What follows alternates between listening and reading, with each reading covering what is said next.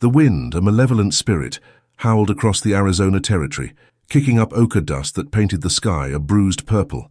Elara clutched the tattered shawl tighter around her shoulders, the coarse wool doing little to ward off the biting chill that seeped into her bones. Her small cabin, perched precariously on the edge of the sprawling, sun-baked plains, felt less like a sanctuary and more like a tomb. 3 years it had been since the fever took her husband. Then the drought claimed their meager crops, and finally, the cattle rustlers left her with nothing but debts and a reputation as a Jonah.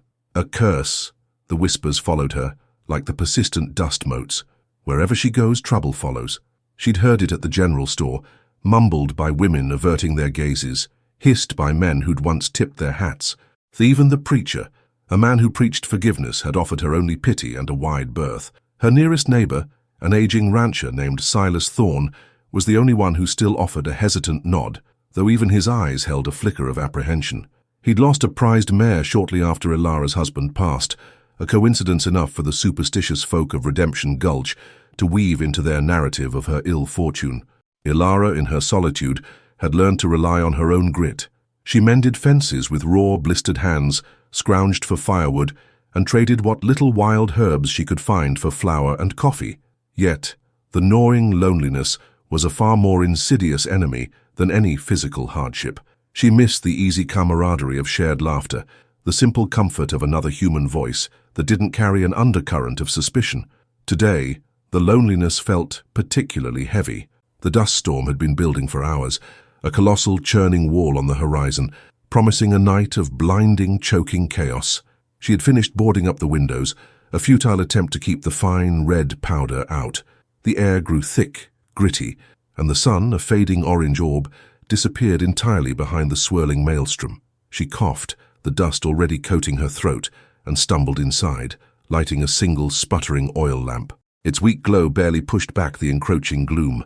The cabin creaked and groaned under the onslaught, the very timbers seeming to cry out in protest. Elara sank onto her narrow cot, pulling her knees to her chest. Fear, cold and sharp, pricked at her.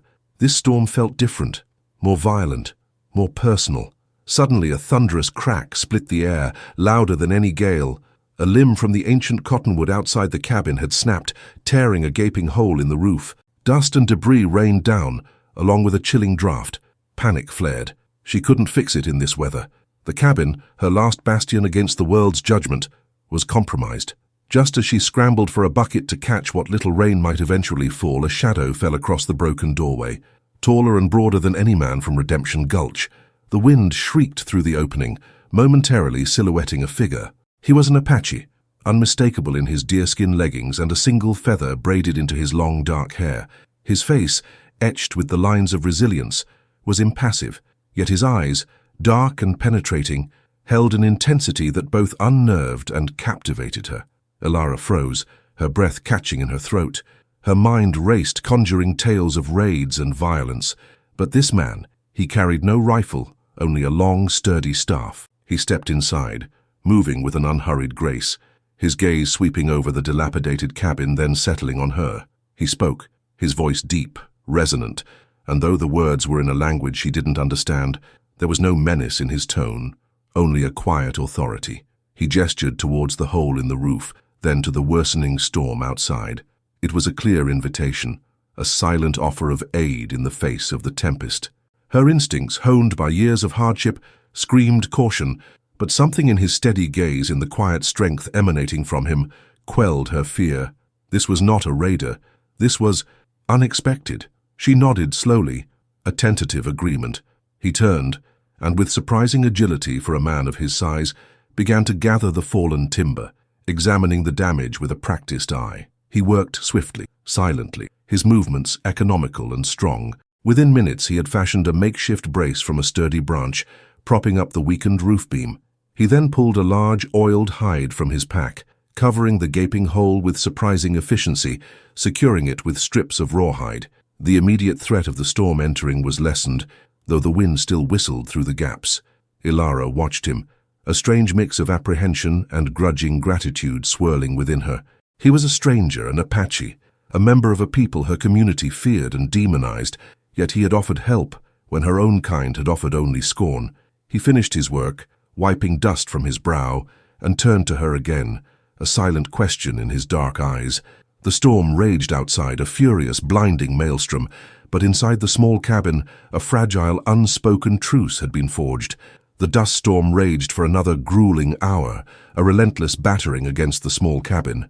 Inside, the silence between Elara and the Apache warrior stretched, thick with unspoken questions and a fragile understanding. He sat cross-legged on the floor, near the now patched hole in the roof, his gaze often drifting towards the flickering lamplight.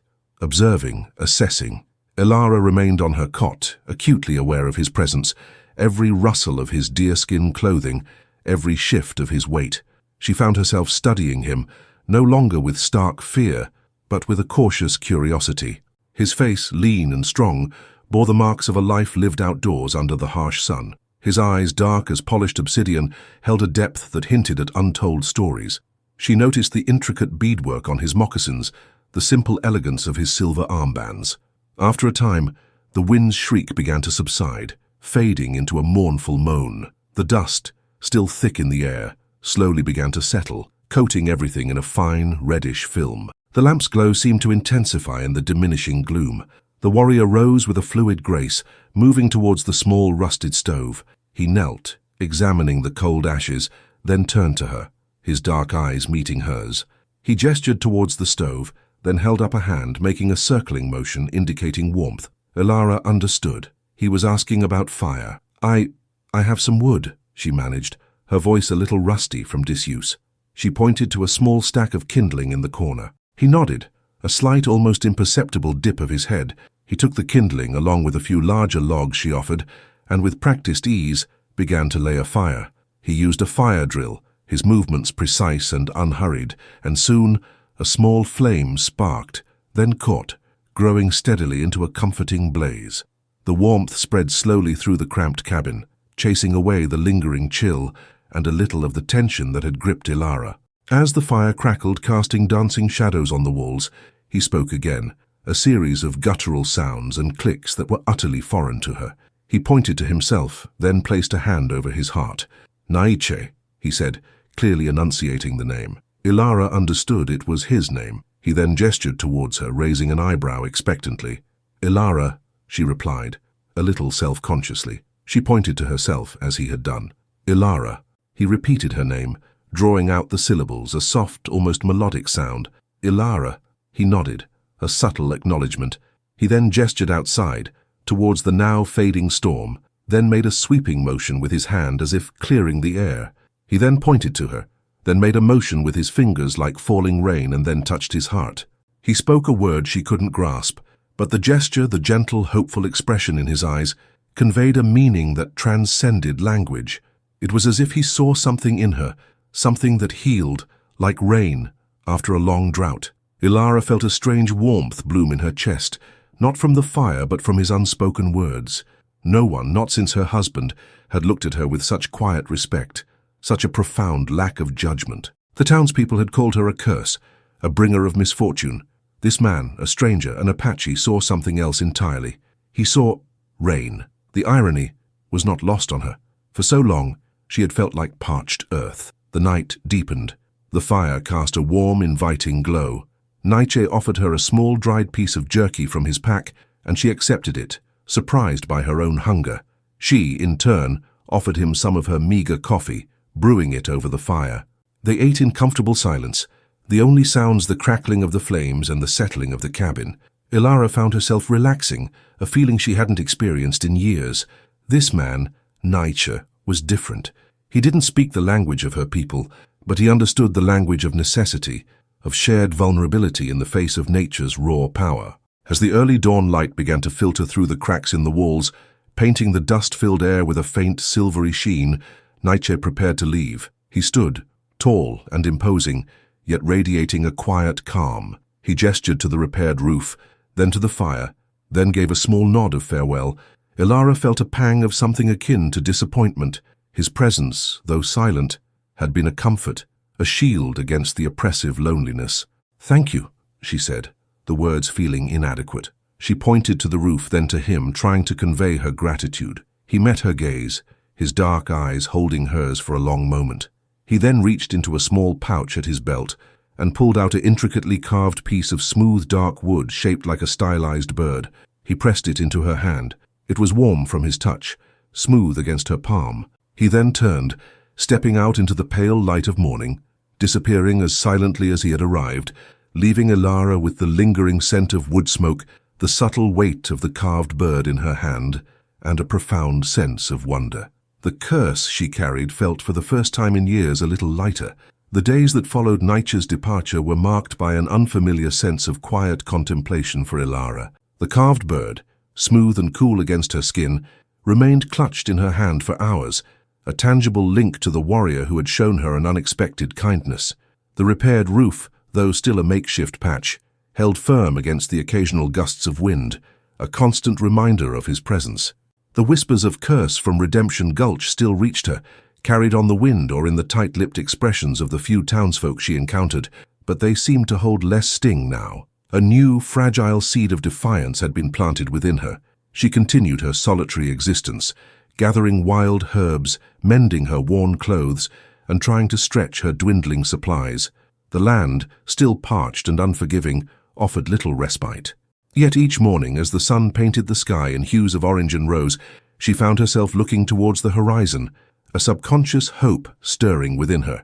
She didn't know if Naiche would return, or why he had helped her, but his brief appearance had punctured the suffocating despair that had enveloped her for so long. One afternoon, as she was collecting dry brush for firewood near the edge of her property, a cloud of dust appeared on the distant trail, growing steadily larger. It wasn't the familiar churning dust of a natural storm. This was the dust of riders. Her heart quickened. She squinted, her hand unconsciously gripping the small, smooth bird in her pocket.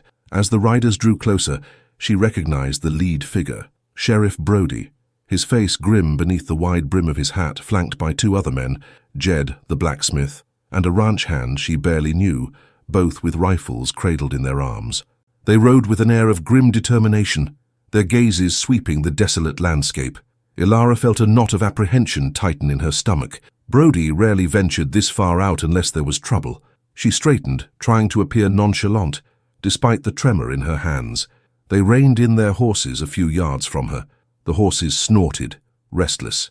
"Afternoon, Elara," Brody said, his voice curt, devoid of his usual gruff courtesy.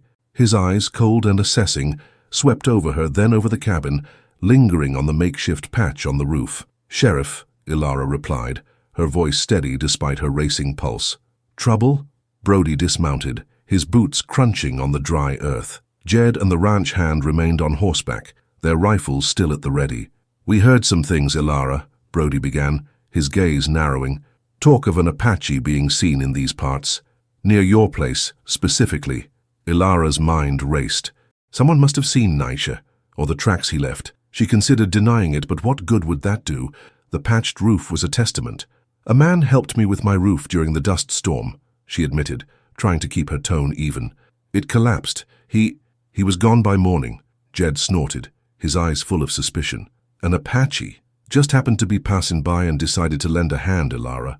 That ain't the way it works out here." "He didn't ask for anything," Elara insisted, her voice rising slightly in defense. "He just helped."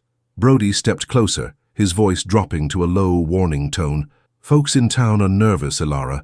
There's been some livestock gone missing from the Thorn Ranch, a few cows just last night, and Silas, he's swearing he saw a renegade tracking near his north pasture a few days back." His gaze sharpened. "You know anything about that?" Elara felt a flush of indignation. "Are you accusing me, Sheriff, of stealing cattle with an Apache? I barely have enough to feed myself." The absurdity of it was infuriating. "We ain't accusing, Elara, just asking questions," Brody said, though his posture and the glint in his eyes said otherwise. "Funny how this Apache shows up, then suddenly cattle go missing. Folks are saying you're a bad omen, a curse. Some even whisper."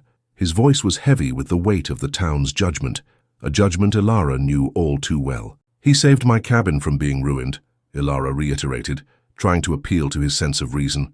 "He was a decent man," Jed scoffed. "A decent Apache? That's rich. They're all savages, Elara. You let one into your home, you're inviting trouble. You could be aiding and abetting." The implication hung in the air, cold and damning, aiding and abetting an Apache, especially one potentially involved in livestock theft, was a serious charge in this territory. Elara felt a wave of despair. Just when a sliver of hope had appeared, the ingrained prejudice of her community threatened to crush it. Brody watched her for a long moment, then turned and remounted his horse. "We'll be keeping an eye out, Elara, and you best be careful who you let cross your threshold. We don't want any more trouble in Redemption Gulch." With that thinly veiled threat, Brody, Jed, and the ranch hand turned their horses and rode off, leaving Elara standing in the dust, the fading sunlight casting long, accusatory shadows. The feeling of being watched, judged, and ostracized returned with a vengeance heavier than before. The seeds of suspicion had been sown, and Elara knew, with a chilling certainty, that they would soon bear bitter fruit. The accusations leveled by Sheriff Brody and his men settled over Elara like a shroud, suffocating the fragile hope that had begun to bloom. The small, isolated ranch became even more of a prison, ringed by unseen eyes and whispered judgments. She knew the town's prejudice ran deep, a festering wound from years of conflict and misunderstanding with the Apache. Her association, however fleeting and innocent, with Naiche had cemented her status as an outsider, a pariah. Days bled into weeks. The drought continued its relentless grip on the land, turning the already parched earth into cracked, brittle dust. The small creek that ran through her property, usually a trickle, was now nothing more than a dry bed, its stones bleached white by the sun. Water became a precious commodity, forcing Elara to make the arduous journey to a distant, deeper well, her shoulders aching under the weight of the sloshing buckets. Each trip felt like a test of endurance, a gauntlet run under the scorching sun and the imagined stares of unseen accusers. One sweltering afternoon, as Elara toiled in her small, wilting garden, attempting to coax life from the unyielding soil, she heard it again, the distant rhythmic thud of hooves. Her heart pounded. It wasn't the slow, purposeful pace of a lone rider.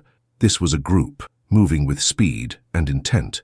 She dropped her small hoe and instinctively retreated towards the cabin, her eyes scanning the horizon. A cloud of dust, larger than before, rose rapidly on the trail leading from Redemption Gulch. This time, there was no mistaking the urgency. The horses were ridden hard, and as they drew closer, she saw the glint of sunlight on metal, rifles and badges. Sheriff Brody was back, and he wasn't alone. Behind him rode Jed, the blacksmith, Silas Thorne, the rancher who had lost cattle, and at least half a dozen other armed men from town, their faces grim, their eyes fixed on her cabin. This wasn't a questioning. This was an accusation. They thundered to a halt, kicking up a choking swirl of dust that enveloped Elara and her cabin. Brody dismounted first, his face set in a hard line. Silas Thorne, a man usually quiet and reserved, was red-faced with anger, his hand resting on the butt of a revolver. "Elara," Brody's voice was low, dangerous. "Silas's prized stallion, Midnight, was taken last night, gone without a trace, and we found these near his corrals." He held up a small dark object. It was a single black feather, long and perfectly straight, clearly not from any local bird. Elara recognized it immediately. It was a feather often worn by Apache warriors. Her blood ran cold. "This feather matches the kind found at Apache raiding sites," Brody continued, his voice heavy with condemnation. "And Silas saw tracks.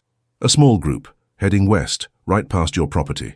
The same tracks we've seen before, the same that led to your cabin after the last dust storm." His gaze bored into her, unwavering. "We think you've been harboring them, trading information, maybe even helping them with their raids." "No!" Elara cried out, her voice cracking. "That's not true. He only helped me with the roof. He left weeks ago." "Convenient," Jed sneered, stepping forward, "just like the cattle disappearing when he was here. You're covering for them, Elara. We know your kind, always attracting trouble." Silas Thorne pushed past Jed, his face contorted with grief and rage. "Midnight was like family, my best horse. You're in league with these savages, Elara. You brought this curse upon us." The word curse hung in the air, heavier than ever before. The men murmured in agreement, their eyes filled with a potent mix of fear and hatred. They were convinced. The feather, the tracks, her cursed reputation, it was all the proof they needed. "We're taking her in, Sheriff," Silas declared, his voice shaking with emotion. "She knows something. She's involved." Brody hesitated for a moment, his gaze sweeping over Elara's desperate face, then back to the angry mob behind him. The pressure was immense. He knew how easily a mob could turn violent. He saw the glint in some of the men's eyes, the desire for quick justice. "Elara, I need you to come with us," Brody said, his voice softer but no less firm. "We need to sort this out in town." Elara stared at him, then at the menacing faces of the other men. They weren't taking her to town for questioning. They were taking her for judgment, perhaps even for a public spectacle. Fear, raw and primal, clawed at her throat. She could see the lynching in their eyes, the eagerness for someone to blame. Just as Brody took a step towards her, a sudden, sharp whistle cut through the tense air. It was a distinct, high-pitched call, echoing from the rocky outcropping behind her cabin. Every head snapped towards the sound. From the shadows of the rocks emerged a figure, tall and imposing, bathed in the harsh afternoon light. It was Naiche. He stood there, perfectly still, his rifle held loosely in one hand, his gaze sweeping over the armed men, then settling on Elara, his expression unreadable. The men gasped, some raising their rifles instinctively. The Apache warrior, the one they sought, had appeared as if from the very earth itself. His presence, an undeniable living confirmation of Elara's complicity, filled the air with a chilling silence, broken only by the nervous shifting of horses and the ragged breaths of the armed men. The confrontation had escalated beyond anything Elara could have imagined, and she stood trapped in the heart of it, a pawn in a deadly game of prejudice and survival. The sudden appearance of Naiche froze the posse in their tracks. Rifles were raised, fingers tensed on triggers, but no one dared fire. The Apache warrior stood silent, a formidable silhouette against the blinding afternoon sun, his presence radiating an undeniable power. His gaze, steady and unwavering, passed over the armed men, assessing them, before finally resting on Elara, who stood trembling, caught between the two warring factions. Sheriff Brody, recovering from his initial shock, finally found his voice. "Naiche, we've been looking for you. You're wanted for livestock theft and the disappearance of Silas Thorne's stallion." Naiche didn't reply directly. His eyes remained fixed on Elara, a silent question in their depths. He shifted his rifle slightly, a subtle movement that signaled he was prepared. Then, in a low, resonant voice, he spoke, not in the Apache tongue, but in broken yet understandable English, startling everyone. "She is not involved. She helped me. I helped her." He gestured to the patched roof of Elara's cabin. "Rain. She heals." Elara's breath hitched. He had remembered the meaning he had conveyed, the silent promise. The rain that heals. The words were a balm to her battered spirit, a defiance against the curse that had haunted her for so long. Silas Thorne, however, was undeterred by the warrior's sudden command of English. His grief and fury boiled over. "He's lying. They're in this together. He took Midnight. I want him, Brody, and I want her for harboring him." Naiche's eyes narrowed, a flicker of something dangerous in their depths as he looked at Thorne. He took a slow, deliberate step forward, his rifle now held more purposefully. The men in the posse shuffled nervously, some taking a step back. They had faced Apache warriors in battle, but this was different.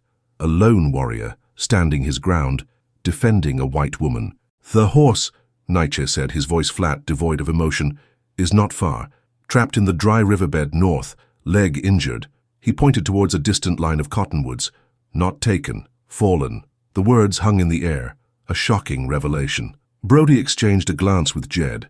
A fallen horse injured in the dry riverbed was a far cry from a theft. The black feather, though, remained a damning piece of evidence. "And the feather?" Brody pressed, holding it up. Naiche looked at the feather, then back at Elara. A flicker of understanding passed between them. He had left it for her. He knew it would be found. It was a message, perhaps, a sign of his presence, or a symbol of protection. "It is mine," Naiche stated simply. "A warning to those who bring harm." He paused, his gaze sweeping over the posse, lingering on Silas Thorne. Not to her. A tense standoff ensued. The posse members looked at each other, uncertainty warring with their deeply ingrained prejudice. Naiche had provided an explanation for the horse, an explanation that, while unexpected, was plausible. The feather, however, still connected him to the crime in their minds. Brody, caught between the mob's desire for retribution and the sudden logical twist in the narrative, made a decision. "Jed, you and 2 others, go check the riverbed. See if what he says is true. Silas, calm yourself. We'll get to the bottom of this." Jed, though reluctant, nodded, taking 2 other men with him. As they rode off, the remaining posse members remained tense, their rifles still aimed. Naiche stood his ground, his gaze never leaving the dwindling group of men.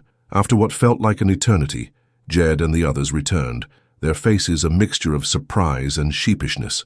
"Sheriff," Jed said, dismounting. "He was right. Midnight's down in the riverbed. Twisted leg. Looks like he fell in trying to cross. We're working on getting him out now." A collective sigh went through the posse. The anger in Silas Thorne's eyes slowly faded, replaced by concern for his horse and a dawning realization of his mistake. The air of accusation began to dissipate, replaced by an awkward silence. Brody looked at Naiche, then at Elara, a complex mix of relief and lingering suspicion on his face. "So, you weren't stealing the horse?" Naiche gave a curt nod. "No." Brody turned to Elara, his voice less harsh now. "Elara, it seems we misjudged the situation. We apologize for the trouble." He still didn't quite meet her eyes, the ingrained prejudice too deep to be fully shed. He then looked at Naiche. "You still rode into our territory. You still caused alarm." "I followed the water," Naiche replied simply, referring to the now dry creek bed near Elara's cabin, a traditional route for his people. He had been seeking water for his small group. Brody hesitated, then sighed. "All right, but you need to keep clear of our settlements, Naiche. There's still bad blood, and we can't have you causing trouble." Naiche gave another curt nod, his gaze returning to Elara. There was a faint, almost imperceptible softening in his eyes. He lifted his hand, palm open, in a gesture of farewell and respect. As the posse, chastened and somewhat deflated, turned to leave, Naiche took a single step back, his silhouette blurring with the distant hills. Elara watched him, her heart overflowing with an unspoken gratitude that transcended language barriers and cultural divides. He had not only saved her from the posse's wrath, but had also, by naming her the Rain That Heals, given her a new identity, a new truth that began to wash away the corrosive label of curse. As he disappeared into the vast open plains, Elara stood alone, but for the first time in years, she felt truly free. The rain had indeed come, and it had begun to heal.